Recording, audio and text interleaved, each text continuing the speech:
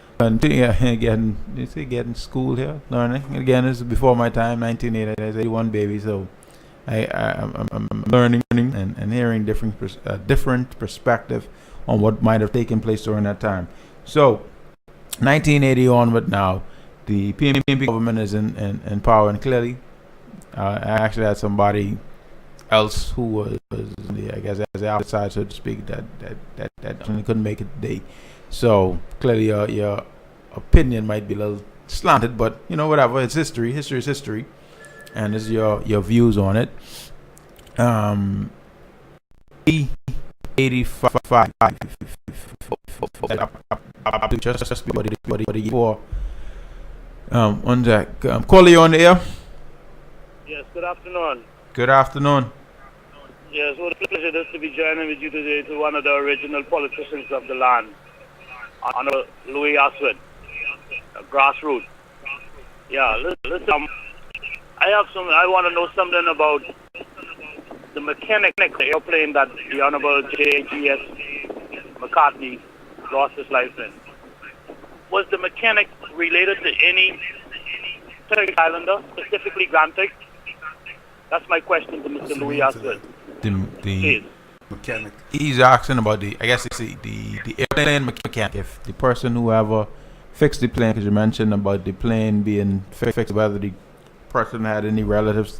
No, that was done in the U.S. But I met with Pat Coney. People could Google him, see if he's still alive or what. He was the one who was doing the head of the investigation. Pat Coney from the FBI in Miami. And he told me afterwards, after he finished it, that 3 of the fuel injected valves was finger slack.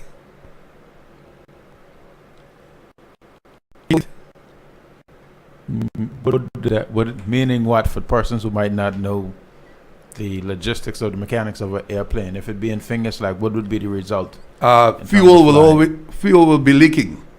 That's what I figured. And the plane did catch a fire and land on the highway in New Jersey. So it was a crash landing. Yes, but it did. Okay, cause I just thought many had believed that it might have exploded in the air, but no.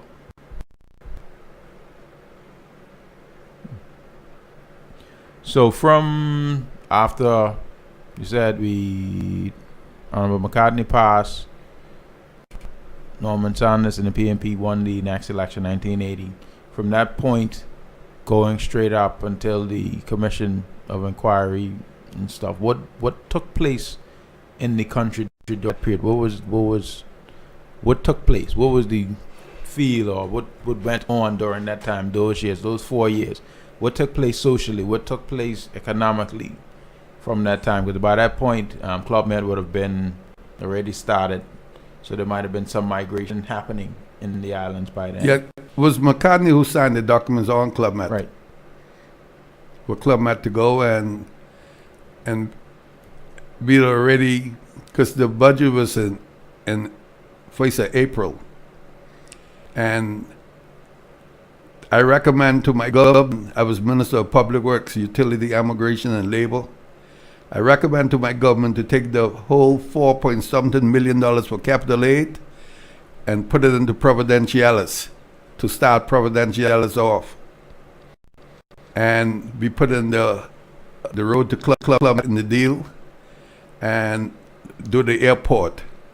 And that's where everything start from. Not start, really, because we met Turtle in operation. Right. And from there, it actually continue on the future.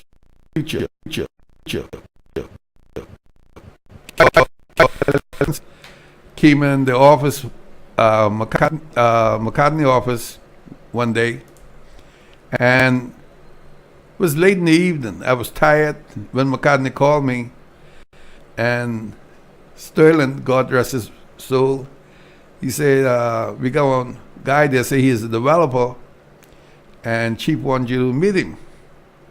So I went and I looked at the man. He had on short khaki pants, with short sleeve shirt, and one briefcase. And I say, sir, I say, is you who want to build the hotel? He says, yes. I say, you already earmarked the piece of land down there in Provo? He said, yes.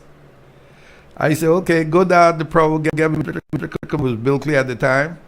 I said, make sure you're on Crown land. I said, when you reach to first bell course, I say, call me, then we're coming down. That easy back then, eh? And he live up to what he say. He came down, and then we started putting the paperwork together. Show me you could do what you said you could do, eh? Before I get it. I didn't want to waste no time. I hear you. But I judge him according to how he look. I with you. So what was it like in the opposition at that time from 80 on until for the rest of the year? Victimization was at the highest peak. They victimized all of us, all our supporters, everyone they could reach. How? In many different ways. Even when they had something that North Creek was going to open up, the investors had a party. Ernest Clark was at the grill. He said steaks for PNP and hot dog for PDMs. Everybody in Grand Tech should remember that those days. And if Ernest Clark hear me now, he should be laughing. Steaks for PNP and hot dog for PDM. But victimization was at the highest. And during our 4 years, we didn't victimize no one. Because we know for us to make it, the country have to be together. We have to always be at one people, with one voice. Question though, if so early on in the, because 72 you would have had the Turks and Caicos label 75 p.m. and I guess 6 people came about. I'm on the call and come right now. If everybody was so new to the politics, how could you tell who's who if everybody just fresh? We ain't talking about people who have been PM or PNP for years now, early. This is like the first or the second cycle, the election cycle. How could they tell who they should be victimizing if you just start the party thing, say 4 years earlier? From really clear PDM, we put out shirts. We didn't have much of money for shirts. At some stage, we tell people bring their shirt, and we stamp it right on the spot for them. Whether it's dress shirt or T-shirt, whatever they bring. And a lot of people should remember back in those old days. We stamp the shirt you bring. I think it was Lucky Freitas who cut the stencil that we rested on the shirt, and we spray it with the paint. Caller, you on the air? Hello? Yes, I am. Go ahead, caller. Yes, I am. Good afternoon. Good afternoon. Mr. Robinson? Yes, ma'am. Okay, you're hearing me? Yes, ma'am. I have to, in fact, I don't intend getting into any of these political wrangle-tangles, right? But I have, you have to be on the line. No, it's just you. Continue. Oh, you me? Yes, ma'am. Okay, let me move myself. Again, these political wrangles and tangles and this sort of a thing, right? Yes, but ma'am. I have to inject here because you're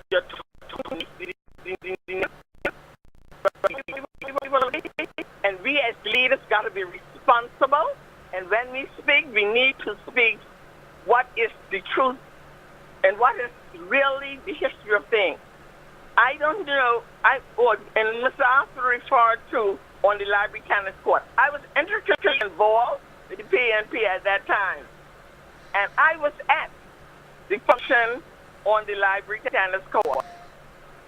That thing arranged long time. That function, I was there, and nowhere anybody had anything centered around the Honorable J. Jackson McCartney, where anybody brought a banner specifically to play any song about what Jakes is a wanted man. That is totally, I just can't describe it. That is, erroneous. And in fact, when the news came, I was there. McGuire brought the news, and that function stopped immediately, and everything closed down. It's so disingenuous for people to really get out and talking to the young people of this country and telling them that kind of stuff. I'm a responsible citizen, and I had to call in. I don't intend political hogwash, but I had to call in and set the record straight. And it's so sad to say that about Honorable Sanders.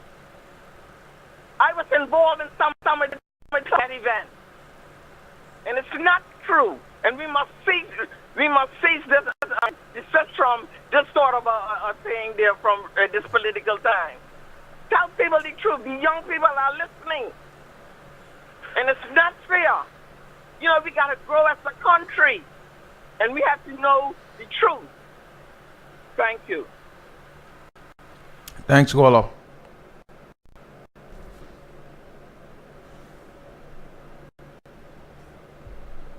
As a call as a opinion, I don't want to respond to details on imagine what took from her point of view, her being on the versus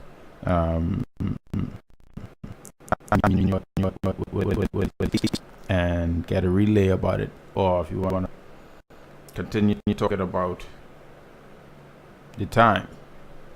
To the caller, I do respect to the caller, but I'm talking about a high intelligence operation. It was above her, and I'll leave it as that. Okay, well, all I would say, as a person who wasn't around or even born then, persons who know the history need to speak to the history, and we, as a country, and a part of what we are looking for with this 4 for 40 is to reflect on everything that has happened, good, bad, or in our 40 years since electoral, since ministerial government was introduced in the 1970s, because right, there is not enough literature on what has taken place, and in a lot of instances, a lot of the persons who would have lived it are still here, so we need to capture it. I know Dr. Mills would have done a book on our history as well as others, and Ms. Astwood, June Astwood has her books on TCI culture as well. We need to get quote unquote the facts straight, whatever they may be, because it's happened now, it's gone. But if things took place, regardless of the politics involved in it, unfortunately, a lot of things around politics in this country, but history is just the writing of events. So we need to write our events down so we don't repeat them. So that's what I would say from my standpoint. Continuing, do you believe that the Turks and Caicos Islanders were more united back then? If so, what would you say supports your opinion back over that decade? The Turks and Caicos Islands was more united then because they were speaking at one voice for one country. Right now, if you check it, the majority of the Turks and Caicos have no say in this country anymore. And that's the danger of this country. I think we have a caller. Caller, you on the air? Yes. A question for Mr. Astwood. I heard him saying that during their 4 years in government, they did not victimize anyone. But I can recall getting a scholarship in 1976 and went off to do a teacher's course and was successful in it in return. And the job I got when I returned was in public works as a laborer when we had foreign teachers here. And Mr. Astwood was in the meeting when I returned, and he asked me to show him a letter stating that I was supposed to teach. And that's lived with me all my life. But I went on, and became successful in these islands. So I am trying to say that what he's talking about, not victimizing anyone, I don't know what you would call that. Caller, you finish? Yes, go ahead. You respond. Yes. You say that I asked you for a letter to show that you could teach? Yes. Caller, Uh-huh. please check yourself. Why should I ask you that and I don't know nothing but teaching? That's what I thought. But at that point, No, you're talking caller. about victimizing. No, caller. I would not dispute any document you got say you're a teacher. Because Well, I don't know. Why wasn't I a teacher? Well, you will have to ask the Minister of Education that. No, at that time, it was three. It was Mr. Astwood, Mr. McCartney, and Mr. Skipping. Who And was they the Minister of sent me Education? to Mr. Fulford, Skippins who said that. in which Right. I was a laborer. And what year is that you came back? I was 78. Huh? 78. 78. Caller, I even don't remember. What is your name? No, well, I really don't want to state my name. Okay, my name is Aubrey K. You remember me? Aubrey Capron. Aubrey. Aubrey. All right. Vaguely, I remember okay, but I can place it. But that I wasn't the one who asked you, but I was in a meeting with three of you. I was so happy. Came back, name on the radio, credits and distinctions. I was supposed to teach technical drawing and woodwork. City and Guilds of London, credits and distinctions. And no, homeboy. I am today. No, I don't know nothing with you in teaching. I never get involved with no teachers. Oh, you didn't have to have involved with teaching. You guys were running the government. But why should I ask you for a letter if it was the PDM who sent you off to school? There was not PDM. You guys got the government in '76, wasn't it? And I was off already. I heard it, I went to Barbados, and I heard of it in the news. Well, I would like to meet with you one day and sit I'm down. Come look for you. I'm in Provo. I left Provo yesterday. The next time I come here, I am going to come to look for you. Call me. My number is 231-0436. 231 0436. I'd be more than happy to talk to you, but I mean, we can go back to it, and I mean, everybody in Grand Turk knows that I work with public works, lifting cement, moving furniture, and after returning from school. I wouldn't know none but you and your education side of it, homeboy. But public works, I may have a little idea. Because I was the minister. And I don't think no one who went out for teacher should come back to be a laborer. That's where I was. And because it was thought that Mr. Francis was the one who helped me to get the scholarship, I'm just trying to prove the victimization part.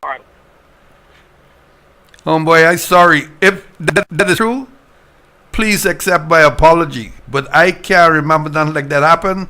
And definitely, I would have never asked you about your teacher skill, because I don't know nothing about it. Which Fulford?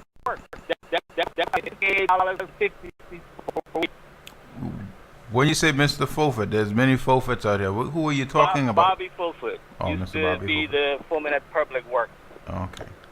No, I didn't say you wasn't working at Public Works. Bobby Fulford. Well, I'm saying I wouldn't be the one to ask you about your teaching skill, because I knows nothing about teaching. I hardly know about school. So that means that I was victimized. But like I said before, if you are correct, although I know I didn't say so, please accept my public apology. And I'd like to meet with you and convince you It wasn't me who asked you for that. I don't remember being in the meeting with you, even so.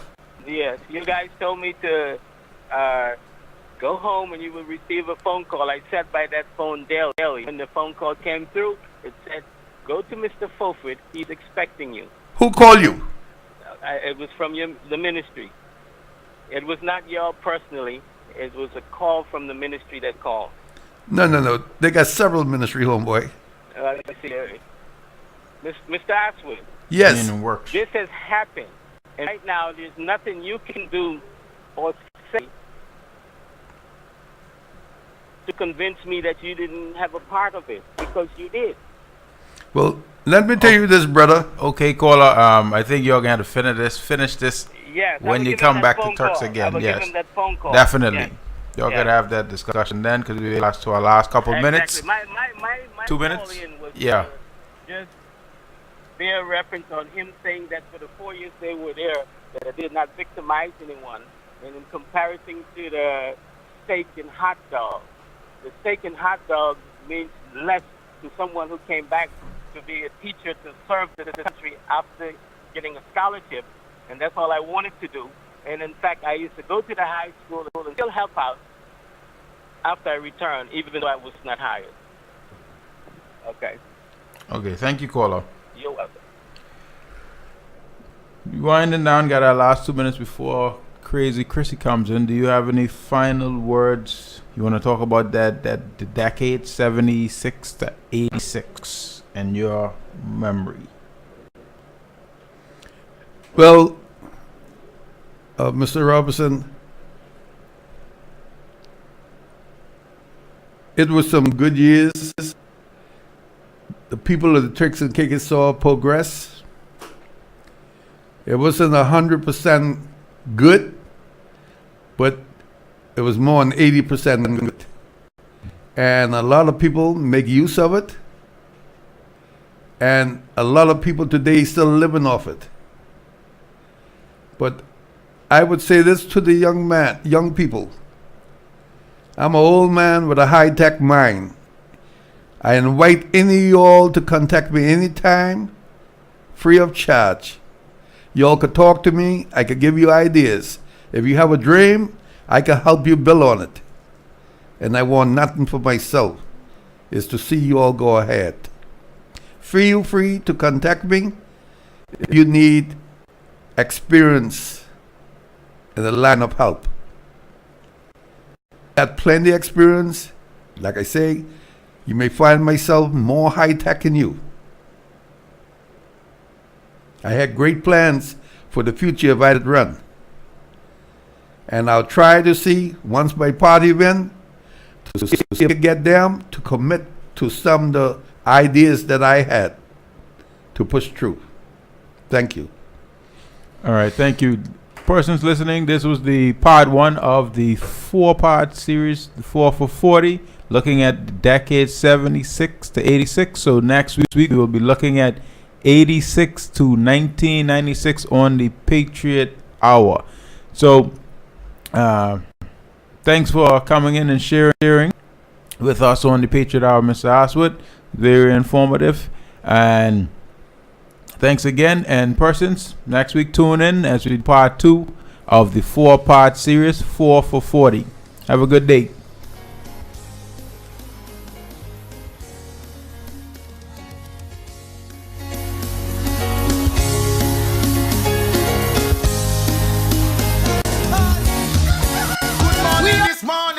The TCI Patriots presents 4 for 40, a 4-part series that looks back at the last 40 years in the development of the Turks and Caicos Islands since the introduction of ministerial governance.